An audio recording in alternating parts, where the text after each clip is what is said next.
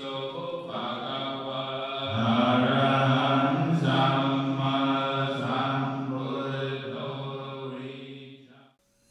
โมตัสสะภะคะวะโตอะระหะโตสัมมาสัมพุทธัสสะนะโมตัสสะภะคะวะโตอะระหะโตสัมมาสัมพุทธัสสะนะโมตัสสะภะคะวะโตอะระหะโตสัมมาสัมพุทธัสสะพุทธังธัมมังสังฆังนะมัสสามิ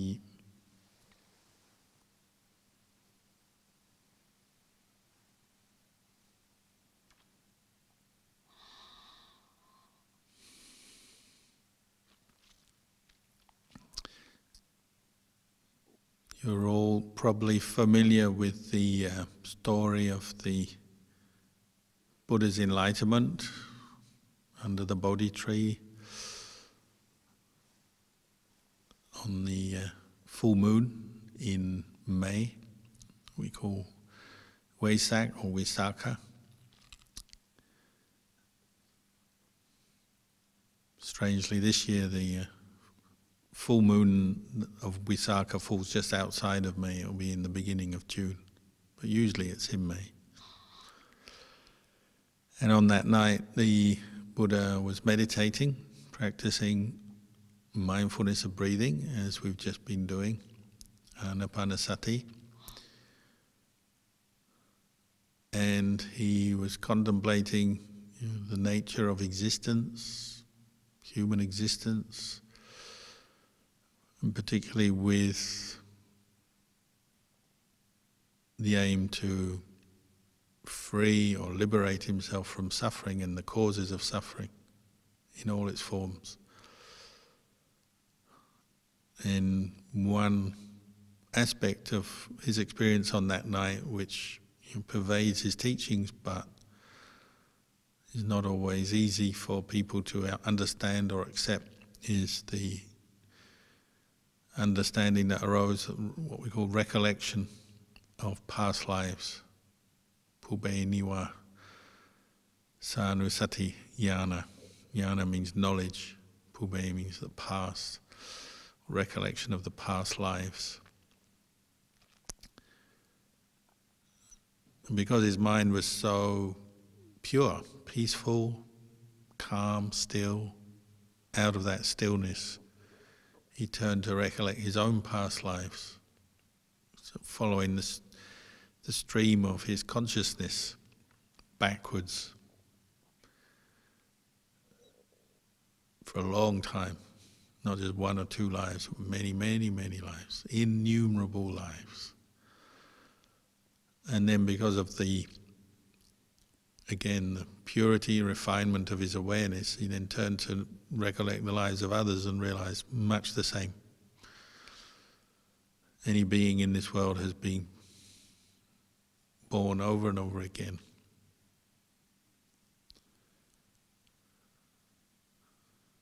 And he had full realization, understanding that that's the fate of an unenlightened being. And his aim was to find what we call enlightenment or awakening, to find that which is not subject to birth and death. Having seen that he himself had been born and died countless times, he had this question, this quest to find out what is not subject to being born countless lifetimes. Is there such a thing as the deathless or the birthless, you could also say? That which is unborn, undying. Is there such a thing? And the final completion of his path was, reaching that, what we call the deathless, nibbana.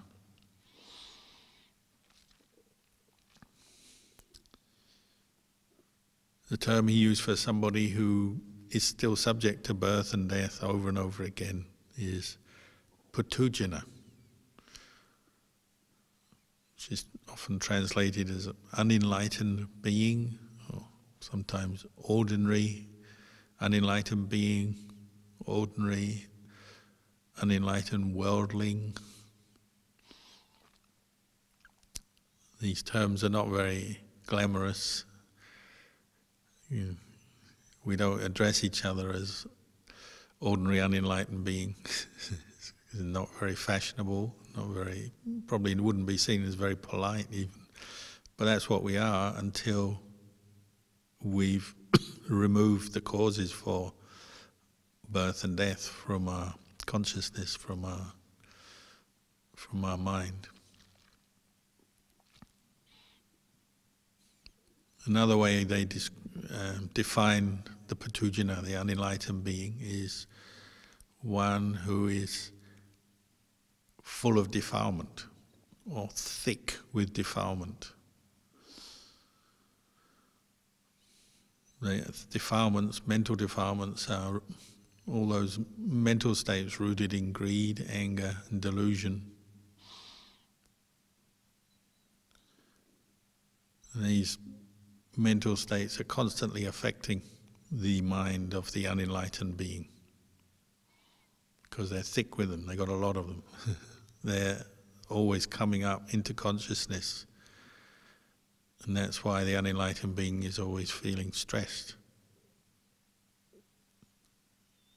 feeling that life is difficult, experiencing disappointment,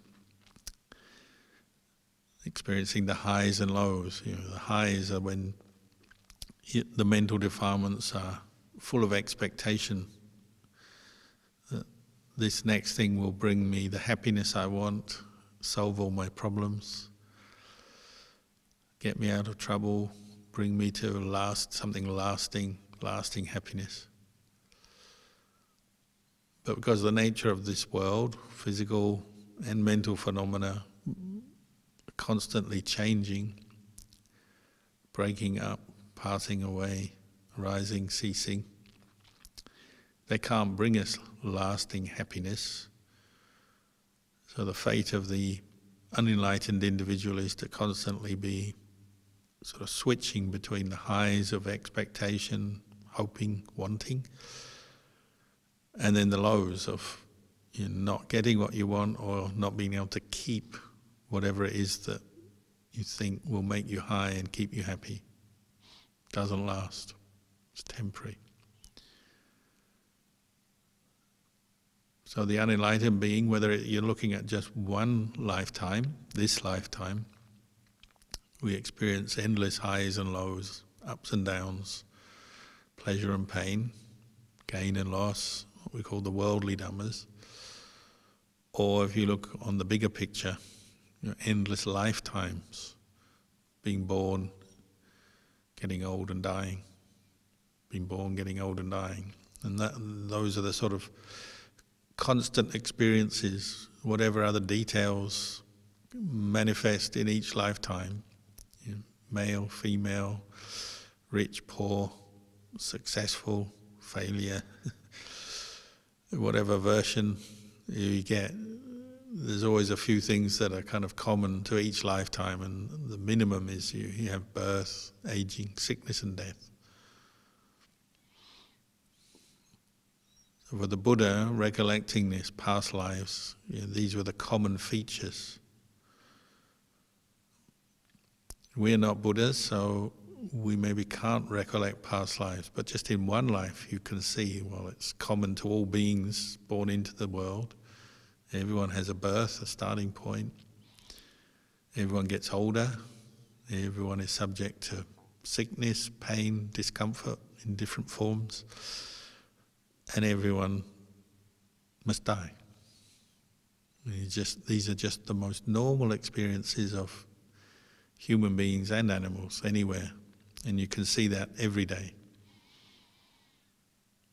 So even if you find the teaching on birth and death as a cycle, what we call samsara, if you find that difficult, you can also just learn from the cycle of birth and death in this life by looking at how we're subject to birth, aging, sickness and death, and how your mind just goes through these ups and downs pleasure and pain, happiness and suffering over and over again, by careful examination of your own experience. There's birth and death in terms of lifetime after lifetime, but there's birth and death in every day in terms of moments of consciousness arising and ceasing, different mental states arising and ceasing. So when you meditate, and you might find, the untrained mind can only stay with the breath for a few moments and then it's off on its next adventure. Next adventure could be good or bad. That's birth and death, the microcosm, the sort of simplest form of birth and death. In just one moment, you have one thought, one mood in your mind, one experience, and then the next moment, another. And it can change rapidly, very quickly. And that adds to the confusion of our experience as human beings, doesn't it? One moment you're suddenly up, another moment you're suddenly down. One moment you're there, same with the breath. The next moment you're gone. Whether you know where you've gone or not is a different matter, because the whole fact of it is that if you're no longer with the breath, well, you're gone and you're not fully aware until you re-establish awareness, which may be after a few seconds, but it could be after 30 minutes. I'm not sure what the record is for a meditator who's just become completely lost in their own thoughts and daydreams and completely forgets their meditation object. I'm sure there's people who have done it, just gone off into a fantasy dream world for hours and hours. But certainly for many minutes is not uncommon, is it? If we're honest, we can just lose, not really losing the plot, but you could say that, or losing your awareness of your meditation object for a long time. And then there's that sort of moment of realization, oh, I was supposed to be with the breath. And you're back with the breath. The breath is the place of, we say, heedfulness, or the place of the deathless. It's the closest to nibbana you'll get, say tonight, if you're still an unenlightened being. The closest you'll get to what the Buddha was pointing to and leading us to is when you come back to the breath, re-establish mindfulness with effort, with awareness, and there's that quality of letting go of whatever it was that you were just stuck with or caught up with. And then it'll happen again, and that's the frustration. And that's why people give up meditation so quickly. It is a very frustrating process, especially in the beginning.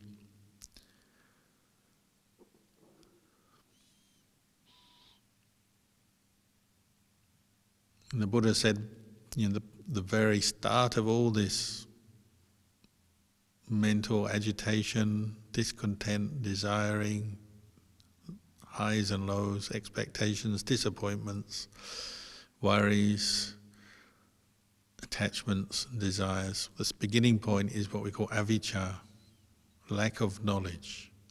Meaning without, vicca means knowledge. We don't fully know the truth. And out of that springs the desire for things, to get things, or to get rid of things that we don't like, or to get things that we want, to have, to get rid of, what we call tanha, craving. Craving leads us to make karma. And karma brings us more result and feeds more avijja. So it's a circular process. It's what we call the teaching of dependent arising, or sometimes ita paccayata, the teaching on conditionality. Because there is avijja, we start to make karma, good and bad karma, even good karma rather, is still coming from avijja.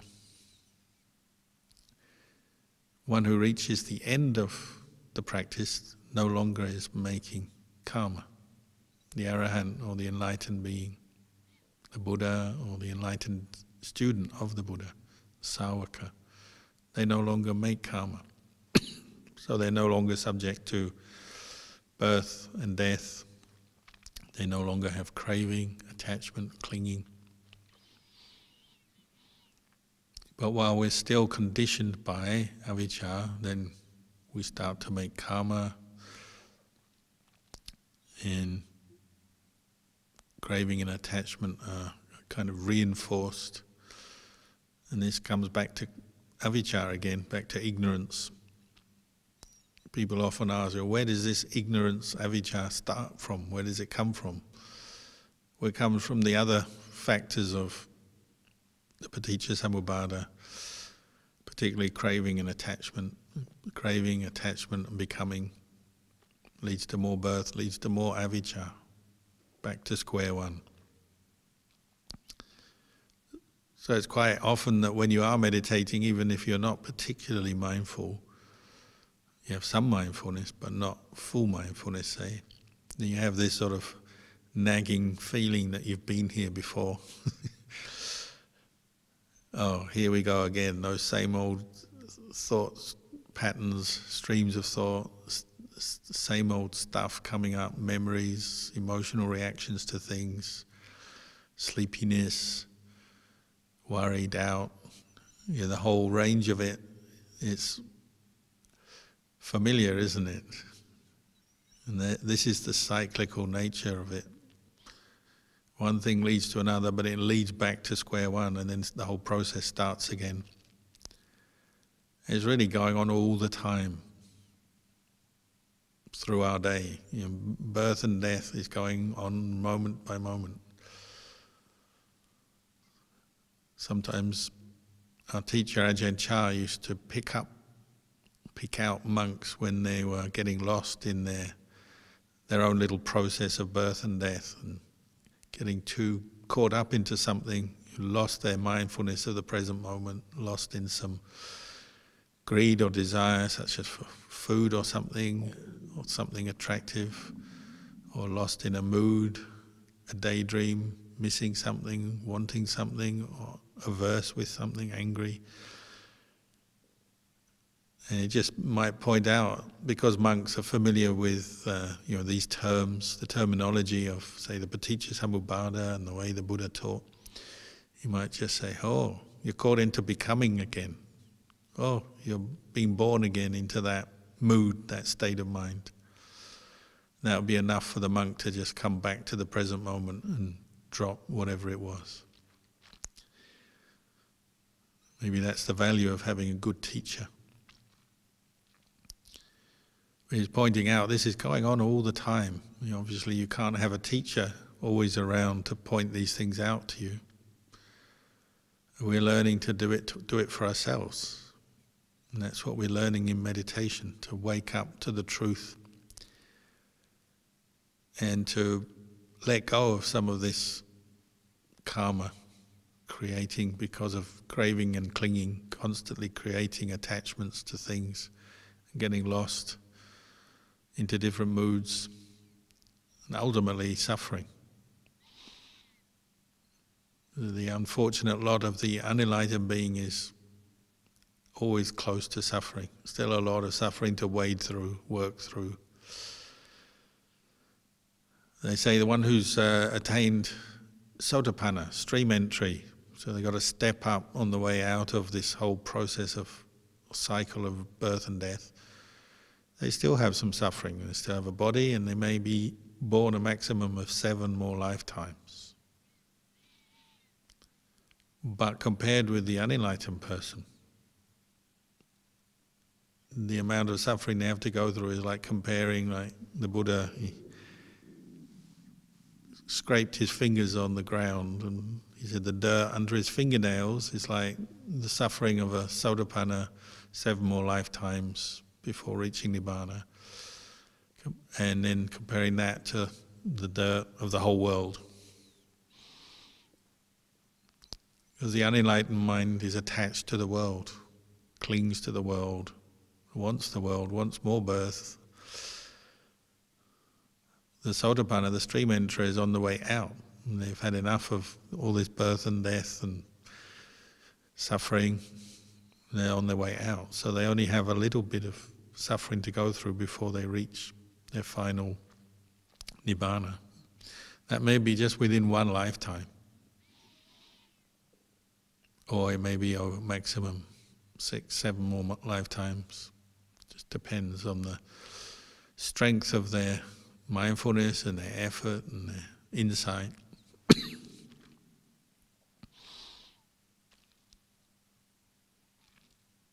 But every day we're falling into a fresh round of birth and death.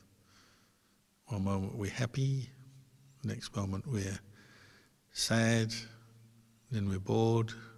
All of this is reinforcing this quality of avijja, unknowing, not knowing, or unawareness. That's where it all comes from. And this is why the practice of mindfulness and wise reflection, developing panya, insight, lies at the center of the Buddhist path, to cut off the process of mental proliferation, endlessly thinking, following craving. And it really is endless. And the Buddha just said it's just like an endless river going on and on and on and on. Life after life, or thought after thought. So if you're just doing one meditation session, that's already enough to see it. It's one thought after another, one desire after another, one mood after another. But it has this endless quality to it. So one insight is that when at some point you realize that however important that thought seems as you're meditating, however it's important it seems, I really got to think this through, solve this problem, get to the bottom of it, or however desirable that thing is I want to think about, however attractive, however satisfying it seems. All of this we call craving, and pretty much it's all craving. There's no end to it, and it's only going to end in tears, in suffering. So you might as well just drop it all, come back to the breath. This is insight, and if you've seen it once, maybe you can use that again next time. As your mind just starts off on its next little adventure, just tell it, oh, don't bother. Go back to the breath. Go back to the deathless. The trouble is we have such a complex conditioning process affecting us. We've built up so many habits, so many memories, so many attachments through our life that, even though you say that, oh, no need to follow that next train of thought, let's just stay with the breath. Only a little bit of your mind believes that instruction. The rest, no, off they go. It's like when you're young and your parents say, oh, there's no need to go out tonight, just stay home and do homework or do something useful. And a bit of the mind says, yeah, that's good. But then the other part says, no, off, I'm off, have fun. And we always want to go off and have our fun, or even if it's suffering, we even want to indulge in our suffering. Maybe when we're angry or sad, we don't want to give it up, we don't want to drop it.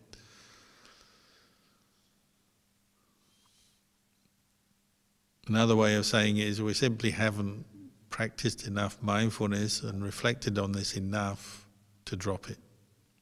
We're still willing to run with the mental defilements of greed, anger, and delusion. And we still suffer with it over and over again, and there's no end to it. But when we keep practicing, and if you keep practicing, especially if you dedicate yourself to practice every day, whether it's in a formal meditation or just cultivating mindfulness through your day and reflecting on the Dhamma, and then you will reach a point where you start to weary or get tired of endlessly chasing craving, getting caught into delight and aversion for different things. And the weariness sets in. The technical term is nibbida. In the fruits of vipassana meditation, reflecting on impermanence, suffering, not self, is the mind tires of following craving, supporting craving, and it becomes weary and turns away. As the Buddha said, the unenlightened person keeps falling for the same old tricks of the world. He said the world is like a royal chariot. It's glittery. We keep getting caught up in the glitter, the shine, the brightness of it, thinking it's going to be good and bring us real happiness. But eventually the glitter, the shine wears off, and we see it's just a chariot made of component parts, and it wears out, it gets old. Even the best vehicle, chariot, whatever, super yacht, it wears out, doesn't it? It gets old. It loses its attraction. This is what we call nibbida, where the mind starts to get weary of its attachments and cravings and turns away. Then it goes still. It doesn't need all these other things that it used to need. It's not craving, it's not fantasizing anymore. It just knows the way things are. It's like that.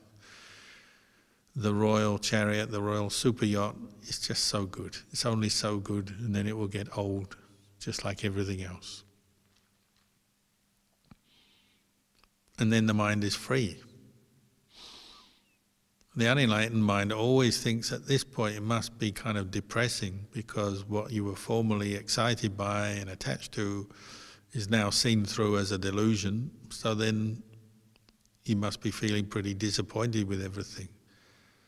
But nibbida is a wholesome state of mind. It's wisdom, insight. Another term for jnana dasana, true knowledge and vision of the way things are.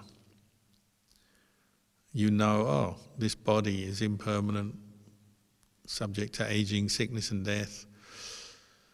All my possessions, subject to arising and ceasing, they're impermanent. All the people I love and like, one day I must separate from them. You just know that. True knowledge and vision, you just know that. So it's not depressing, because that knowledge frees the mind from avijja, delusion, little by little. And that undermines greed, anger, fear, worry. All the different mental defilements are removed by that knowledge and vision. So disappointment or depression or feeling fed up with the world because you've realized it was all a delusion is not a negative state of mind. It's wholesome, it's wisdom, because it removes attachment and craving. The mind is free. So it's actually a moment of liberation, and it brings with it joy, happiness, pleasure. This is spiritual pleasure. It's not pleasure of just getting what you want again and then losing it and getting disappointed. It's the pleasure, spiritual pleasure of seeing the way things are and no longer being so infatuated with the world.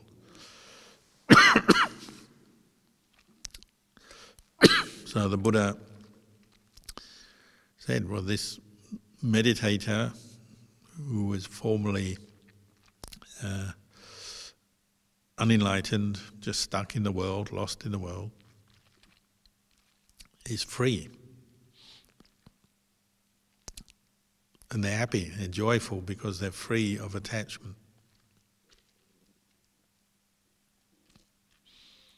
With that freedom, then you get happiness, rapture, joy, and you just know the way things are. So, fear, anxiety, worry, all the normal kinds of suffering of daily life fade away. Say the Sotapanna, one way they describe a Sotapanna, stream enterer, is that they understand this body, their body, that they formerly identified with and got so caught up with, is definitely going to get old, sick and die. That's just the way it is. So there's no more worry about it, no more anxiety about catching diseases, the possibility of various kinds of surgery, and ultimately the possibility of death. You just know it's going to die. There's no doubt about it, so there's no worry about it. The reason we have fear of death and worry and have anxiety is because there's still a little bit of the mind that doesn't want it and just clinging to the hope that maybe you can somehow outdo it. Is there a way you can somehow cheat death? You can't. The Sotapanna knows that.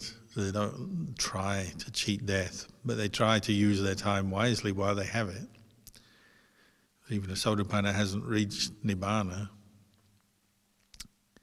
So every moment becomes valuable, another opportunity to practice, another opportunity to let go of mental defilement and cultivate mindfulness, wisdom, the path, and do more good, help other people as well.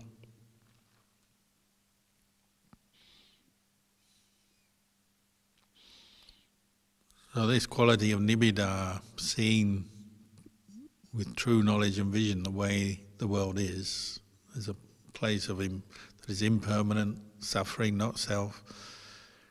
It's not a negative mental state associated with suffering. It's a positive mental state associated with wisdom. If you want to say what is Buddhist wisdom, I mean, there's many wisdom sayings and that we'll get nowadays. You know, the Buddha said this, Buddha said that. This is Buddhist wisdom. Well, maybe they are all very useful teachings that people like to quote or write down these days. But really, the Buddha said he's just pointing to the truth. The truth itself is something you experience directly for yourself, and it has this quality of liberating you from wrong views, from delusions, and it results in peace. Your direct knowledge and vision of the way things are brings you peace. Happiness, if you want to call it, but it's a happiness not of just getting what you want, sense pleasure. It's the happiness of freedom from wrong views, freedom from avijja.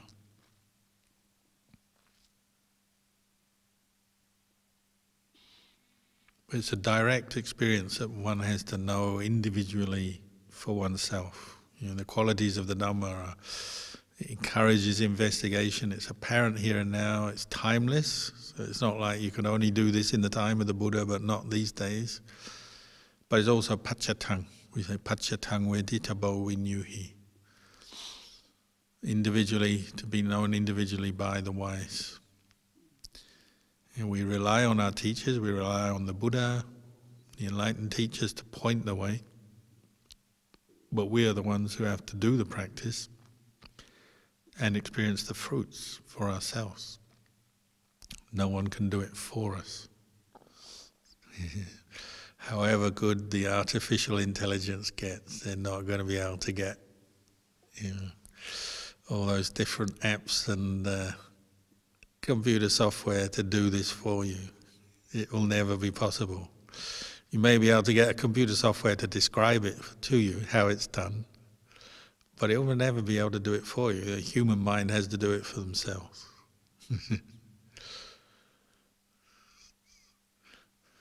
That's the bad news, isn't it? We'd like it if we could just press the button and have the computer software do the vipassana for us, do the sitting, work with the untamed mind, the annoying, untrained mind that wanders all over the place, go through the back pain, the knee pain, the boredom, the restlessness, the sleepiness. Get the computer to do all that and we just sit back pressing the buttons. That would be nice. But that's back to being infatuated with the royal chariot again, isn't it?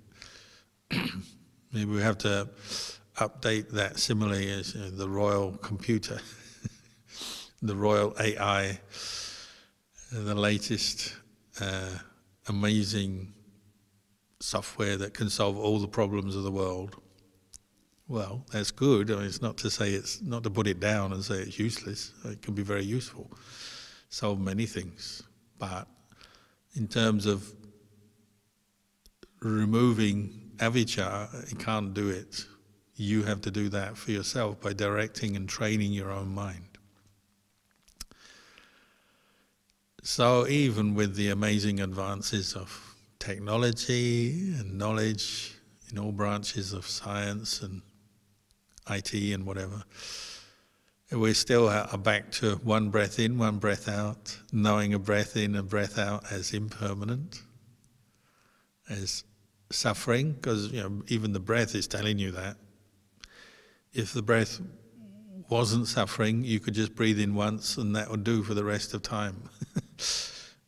That would be quite convenient, wouldn't it? If you're born and you take your first breath in when the doctor smacks you on the bum, I don't know if they still do that, and you take your first breath with a gasp, and then you don't have to breathe for the rest of your life. That would be great. Save a lot of trouble. You wouldn't have to worry so much about COVID and flu and various respiratory diseases. But it's not true. You have to keep breathing in and out, in and out. So it's teaching you that this body is dukkha in itself. It's impermanent, it's unsatisfactory because you have to keep doing it, and sometimes it doesn't work so well, like when you're underwater or when you've got sinus problems or whatever, hay fever. And it's not self because you really can't do much about these truths, can you? You have to rely on this imperfect, unsatisfactory breath. And it's a conditioned thing. When the lungs or the body, the heart or whatever stops working, or the breath will stop functioning and you'll die. It doesn't last forever. It's not self because you can't control it, you can't stop it. You can't stop those truths from happening. You can't just have indefinite, perfect breath forever and ever. If it was self, you could, but you can't.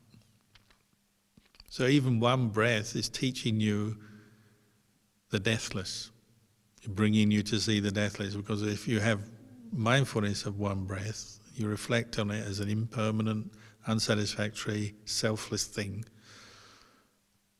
That's true knowledge and vision. That's removing avijja from that one breath.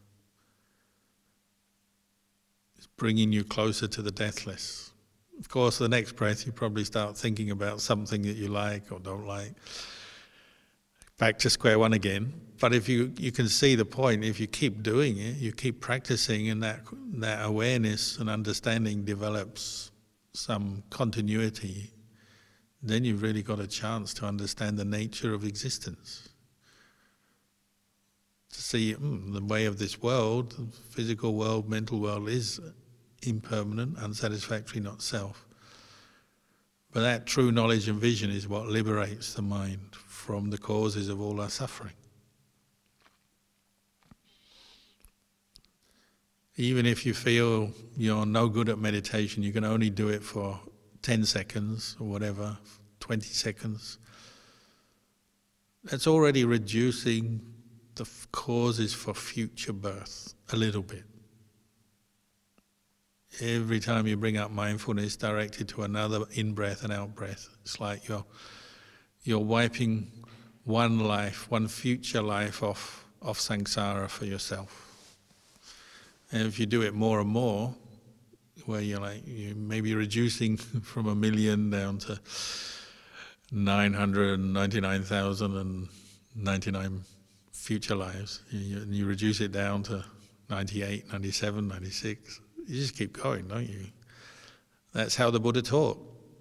Eventually you reach a point where you may be able to quantify it more in a more manageable way. Sotapanna only maximum 7 more lives, or maybe even just 7 more months of practice, 7 more weeks, 7 more hours. It's possible. So eventually it becomes quantifiable. In the beginning, though, perhaps the best way to practice is just not worry too much about how long is this going to take, whether it's going to be 1,000,000 more lives or just one more life. Just work on the next breath, maybe, not losing it. Already when you start speculating on how many more lives, are already back to square one. You're lost in another train of thought. As the sage says, as soon as you open your mouth and start the next question or the next doubt, you're lost. Go back to the breath. At least during your meditation you can do that. I know we have to talk as part of daily life, and it's not necessarily a problem. It can be very useful. But when you're meditating, maybe you don't need to talk. You can quieten your mind, go back to the breath and practice this quality of letting go. Letting go of craving, attachment, undermining more avijja,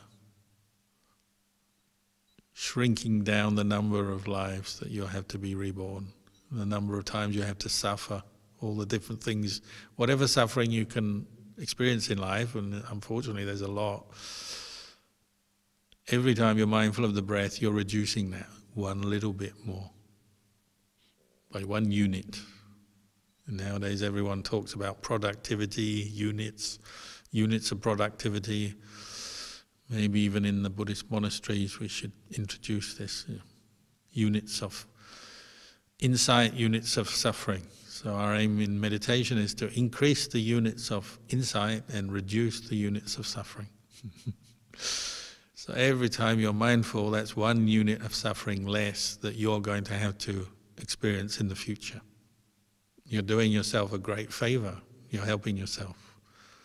You're helping others, because often, the next thing when we're suffering, the next thing we do is take it out on other people. As we know, a lot of the problems of the world are just one person taking their suffering out on another, and then back and forth, and more people involved. And it's endless, the suffering of the world. But every time you're establishing mindfulness on the breath, every time you're becoming mindful of impermanence, every time that true knowledge and vision arises, 1 unit of suffering is being knocked off the whole total. You're getting a little bit closer to Nibbana, the deathless. So then it's just logical, isn't it? If you keep going, you don't quit. You don't say, oh, my mind is not peaceful, I'm never going to meditate again, which might be understandable. I think we've all thought that. But you discard that thought as just another thought. Don't have to believe it, don't have to follow it. And you carry on meditating stubbornly. We can be stubborn in doing good as well as doing bad. We're all familiar with being stubborn in doing bad. When we want to indulge our greed, anger, desire for revenge, cruelty, whatever, we know about stubbornly doing bad. Now we can stubbornly do good and say, I'm going to carry on meditating even though my mind is saying stop. And just try it, be a rebel. We like to rebel against authority and all the things we don't like in life. Well, rebel against your own mind that says stop meditating and say, no, I'm going to carry on. You carry on meditating a bit longer. What happens? Well, maybe suddenly you realize you can do it. You become peaceful because you can do it. You feel more relaxed. Your mindfulness improves. And you're knocking a few more units of suffering off the total, going a little bit closer to Nibbana. Why not?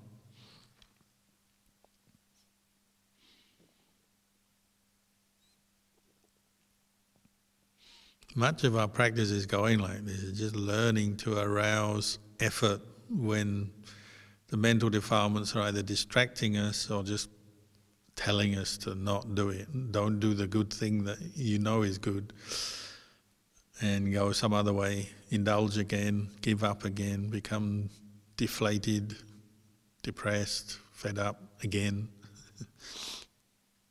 Don't do it. Come back to the breath. See how long you can keep meditating. If you can do 5 minutes, then do 10 minutes. If you can do 10 minutes, try half an hour. If you can do half an hour, try an hour. Keep going. And this is how we improve, knocking off those future lifetimes one by one, until maybe you can see some kind of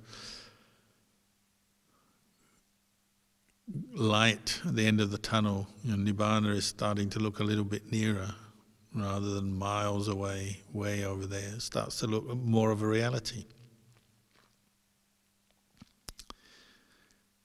So maybe I'll leave you with these reflections tonight, and we'll see after this if anyone has any questions.